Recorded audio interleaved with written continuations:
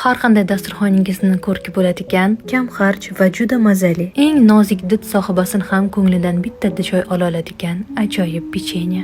Bitta yurakchani qizartirib, retseptni saqlab qo'ying. Idishga sariyog' va shakarni solib, mikserda ko'pirtirib olamiz. Ketidan ikkita tuxum sarig'ini ham solib, yana bitta mikserda aylantirib olamiz. So'ngra qoshiq uchida vanilin va belgilangan un miqdorini solib, qattiqroq xamir qolib olamiz.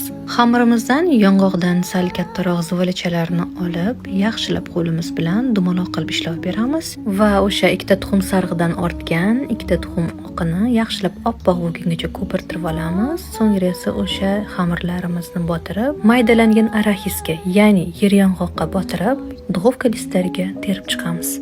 Yong'oqli sharikchalarimiz usti shunga o'xshash yokida juvani uchida bitta botirib qurchoq hosil qilib olamiz va 180 gradusda qizirilgan duxovkada 15-20 daqiqa davomida pishirib olamiz. Tayyor bo'lgan pechenyelar ustidan eritilgan shokolad, nutella yoki uyingizda bor varenyelardan foydalanishingiz mumkin.